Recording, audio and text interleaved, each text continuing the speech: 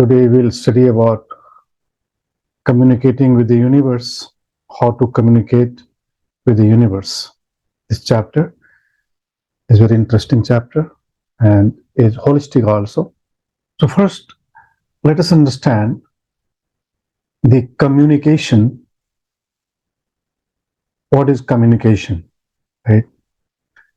Communication is expression of your intents, how you express, how you communicate, how you manifest, communicate. Suppose if you want to communicate something to me, that depends on your skill. Communication is skill, right?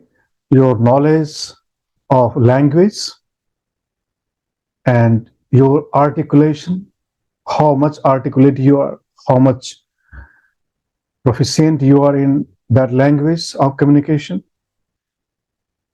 and how much you are communicating. So this is one goal. This is the first thing. You communicate. And second is responses. When you communicate, then you wait for response also. You wait for answer. In communication, sometimes you ask, sometimes you don't ask. You simply express your feeling, your understanding, your knowledge, your intentions. So this is communication, right? And there are many methods or mediums of communication, through language, through signs, through gestures, right? Not necessarily you have to speak to communicate sometimes. So there are some, dances, some styles of dance where they use the expressions like Kathak, Bharatanatyam, Kuchipuri. These are the dance styles, and they use their gestures, and through gestures only they communicate a lot of things. And in acting also they teach the communication, how to communicate during dialogue, conversation. Here we are talking or discussing the communication with the universe. Okay. There are 4 levels of communication according to our philosophy. There are 4 levels of communication. Para, Pashyanti, Madhyama, and Vaikhari. These are 4 planes of communication. Para, Pashyanti, Madhyama, Vaikhari. And these 4 planes of communication is universal actually. Okay. So the Vaikhari, para, is most subtle. That is subtlest level of communication. Para. P-A-R-A. Para. And Pashyanti comes after that. Pashyanti is number 2. Number 2. Pashyanti. P-A-S-H-Y-A-N-T-I. Pashyanti. Madhyama and Vaikhari. So whatever you are thinking, right? Your thinking is actually Pashyanti. Madhyama is your gestures. Gestures Sorry, is can you say the first one? The para is what? Para is subtlest form of communication where you don't need to speak anything, where you don't need to think even. Before you think, that is communicated. Impulses. What you say? Impulses. Intuition. Intuition plane is para plane. Okay. That you can say feeling, right? Feelings. You feel, and that is communicated. Para. Pashyanti is thought, thinking. Madhyama is gestures. And Vaikhari, Madhyama, M-A-D-H-Y-A-M-A, Madhyama. And Vaikhari is V-A-I-K-H-A-R-I. Vaikhari is gross, most gross. Gross? Gross, G-R-O-S-S, gross. Most physical. Okay. So Normally, people live on Vaikari plane, where you have to use a language, a word to communicate something. Vaikari. And here there are multiplicities. On this plane, there are languages. Here you have to take help of language. Any language you'll have to take help. Okay? And all these three are subtle or little micro. So the sutra says there is Rigveda mantra, Rigvedas. Okay. Chatvari vak parimita padani tan vidur brahmana ye manishina guha trin nihita ningyanti turyang vacho manushya. This is the Richa Vedic mantra of Rigveda. Chatvari vak parimita padani means the entire universe depends on the four planes of communication. Chatvari, four communication. Vak parimita padani. Tan vidur brahmana ye manishina. And all these four planes are understood by brahmanas, brahmans or manishis. Brahman means the enlightened ones. Manishis means the one who practice meditations. They only understand the secret of these things. Okay. Chatvari vak parimita padani tan vidur brahmana ye manishina guha trini nihita ningyanti. Trini means three. Guha means gufa, cave. So three lives, all these three live in the caves inside. They are sattva. Guha trini nihita ningyanti turyang vacho manushya. Turya means fourth. Chaturth. Turya means chaturth, the fourth. The fourth plane is something which is used by human beings. Manushya. Even the animals also speak, but they speak on the third plane. Okay, Madhyama plane or Parapashyanti Madhyama. They use only three planes. Animals, birds, they also speak, but they have different language. Okay, only human beings speak, and they have evolved so many languages. And if you go to Russia or China, and if you don't speak Chinese, you cannot communicate. Then what you will take help of? Your gestures. Yes. Yeah. If you are feeling thirsty, you use sign language. So that is also language. Okay. Here, universe, when you communicate with the universe, you can speak as well. But universe is very subtlest, right? Very subtle. And you always communicate with the universe. What you feel, that is communicated to the universe. You don't need to speak something to universe. Universe is the most subtlest. The universe, the nature, the God, divine, all these are synonyms. They are different terms, different words, but they are one. God, divine, universe, soul, truth, existence, all these are synonyms, right? So to communicate with the universe, God, divine, you don't have to speak. Even you don't have to speak mentally also. Also, you don't have to feel. Rather, before you feel, that is communicated to the universe. Before long, universe understands you, your need, and that is given to you. But because of ignorance, because of short-sightedness, because of non-clarity, because of not understanding the secrets, mystery of the universe, of the nature, we ask, we demand. And at this situation, the universe feels pity on us. The nature feels pity on us. Why? Because the nature wanted to give us larger things, greater things. But after asking by asking, we made that, tiny.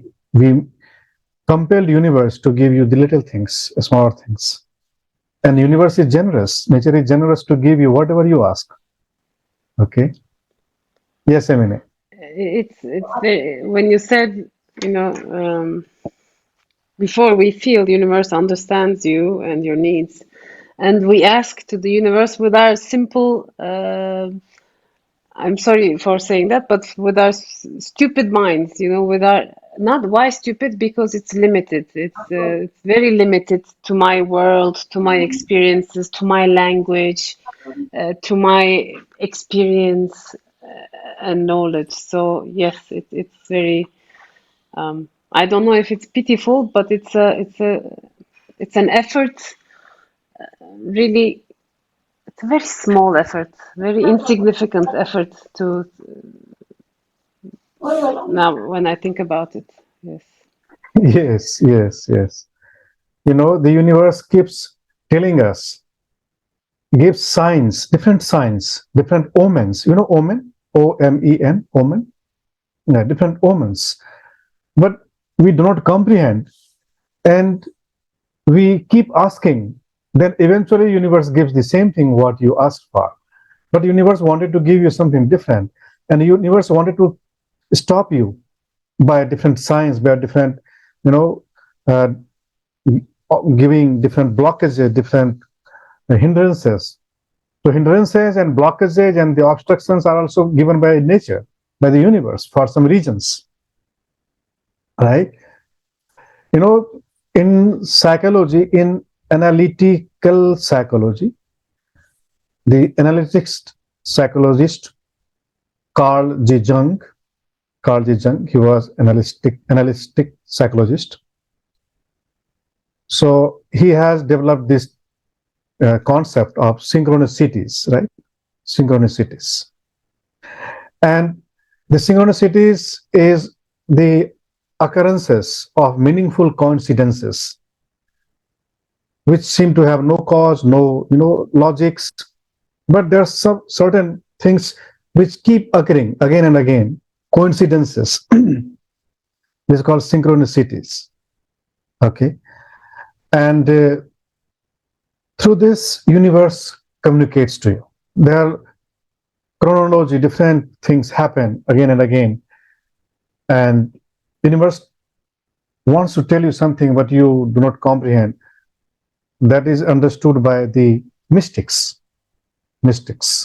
and people who learn, who understand how to interpret the omens, how to interpret the occurrences, the coincidences are not coincidences, but everything happens with meaning, right?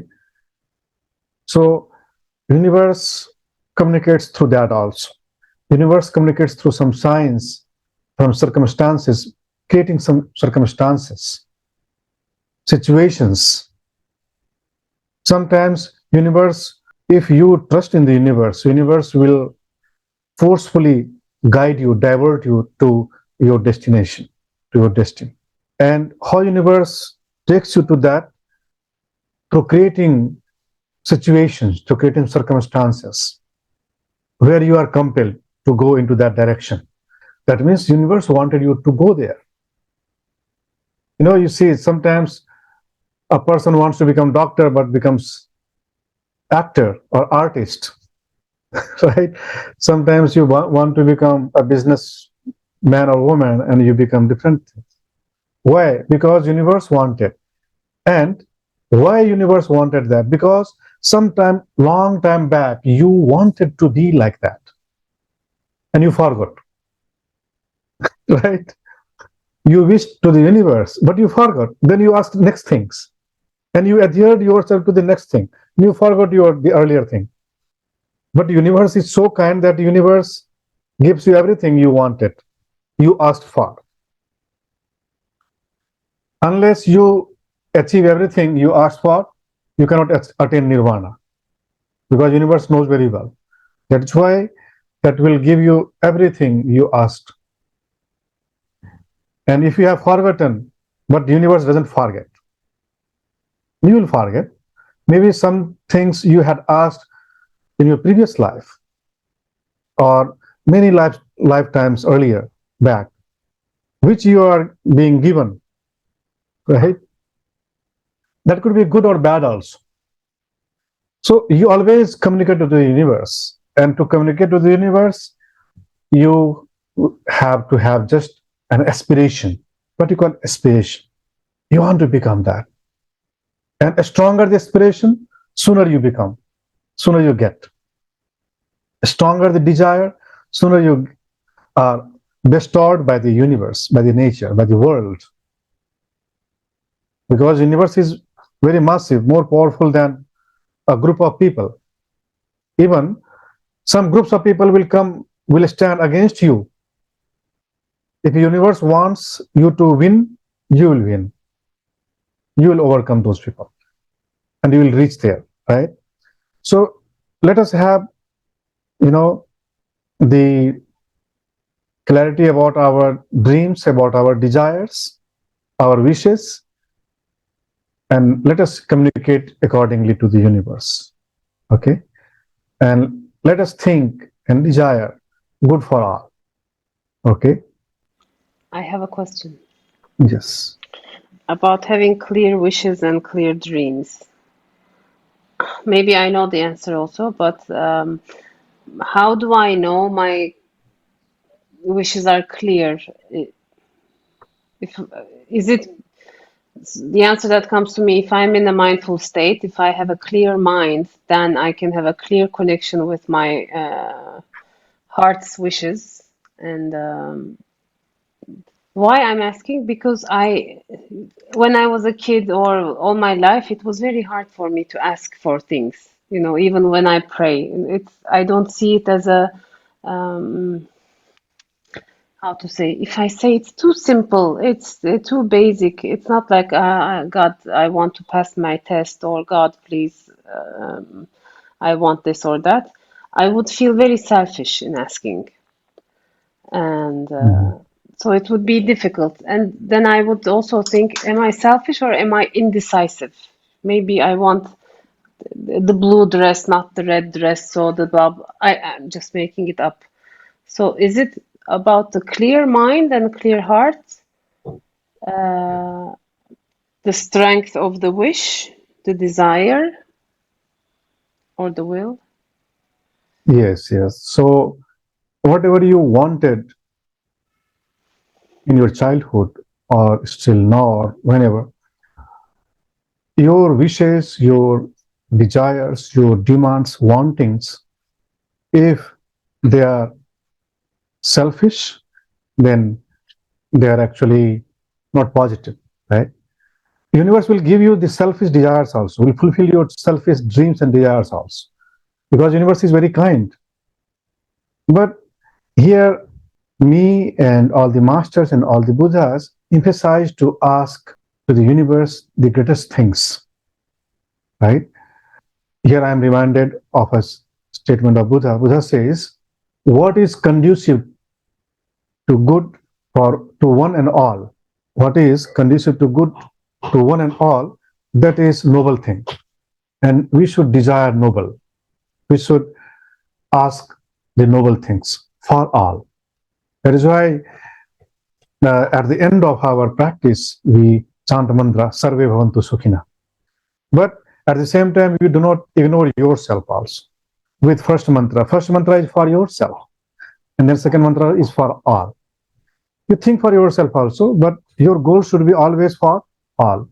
And if you have that kind of intention, that kind of mindset, then no force can resist you to become divine, to become Buddha one day, to become super enlightened.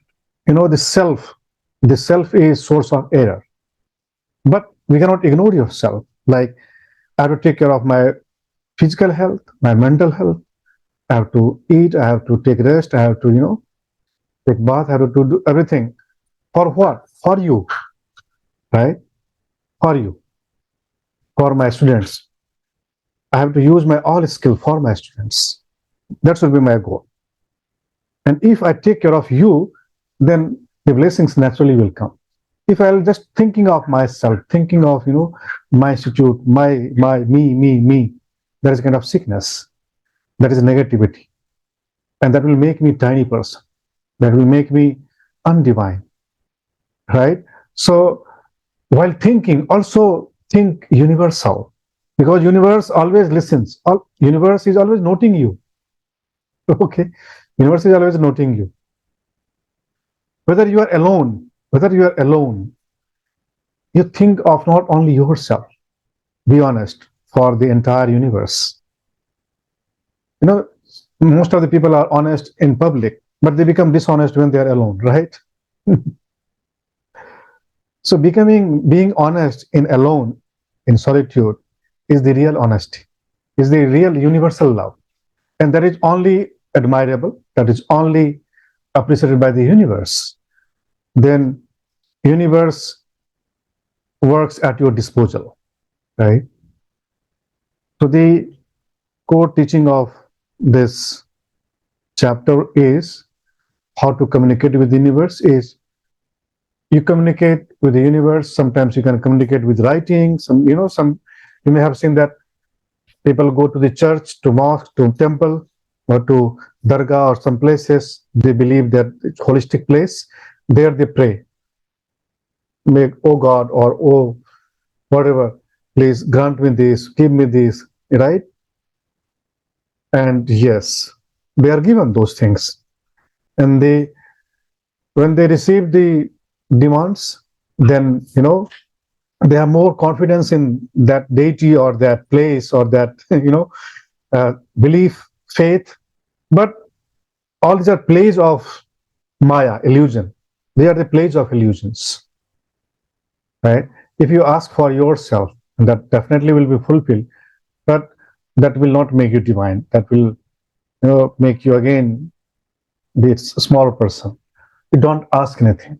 You don't. Wherever you go, don't ask. That's called nishkam, nishkam bhav. So people go there and they pray in words. Then some go and they bind some, something, like this thread in the tree or somewhere, and they some people write in the chit, and they flow into the river that will go to the ocean, that will be heard to the God, or they simply speak to the sky, towards the sky, oh God, like that. Speaking is also one plane. And second plane is you sit in meditation and then you express your intention. This is more subtler, this is more intensive, this is more powerful than speaking, right? And you feel, you don't ask verbally nor mentally, but you have feeling that should be there. You have that kind of feeling that you have love for the entire world, that the entire world be healthy, happy. This is kind of feelings, okay? So this is also communication to the universe. But you have to transcend all these planes. You don't have to ask anything, because universe knows very well, perfectly, what one needs, what universe requires. You don't need to ask anything. You don't need to guide the universe. That, oh God, make him happy or make her happy. You don't need to ask. And if you are asking, you are intervening the work of universe, right? It's a great violation of the work of universe. If you are asking, if you are giving some blessings or some curses, you are work. Actually, eventually, you are working according to the universe only, because universe is compelling you to do that sometimes, right? This is also a way So, of universe works. Yeah. sorry. So, what is the difference between, we don't mandate or we don't direct the universe. Okay, do this, do that, give me this, give the humanity peace, whatever it is. And but it's also still it has its own ways and it's working in its own way. So what is the difference between directing or giving directions to the universe or making a wish Yeah. or Yeah. making an intention? Yes. Yes. So this is, again, acceptance. Acceptance. You don't ask. You don't feel anything. You accept everything, whether agreeable or non-agreeable. Whether you believe that this is non-agreeable, because you are judging, non-judgmental. Don't judge, accept. Don't ask, accept. Unconditional acceptance. There is this is what mindfulness teaches us, right? Mindfulness teaches us this. And if you practice mindfulness, these aggregates, these characteristics of mindfulness, then universe will be very happy with you. Universe is very happy with, right? You can speak universe, you can say God, you can say divine, you can say nirvana, anything. Different people speak with different, give different terms to this, that thing. But that is that. That is there. Here we are telling universe, right? Universe. So we should not ask, we should not demand, we should not. Suppose, see, I'm giving an example of myself.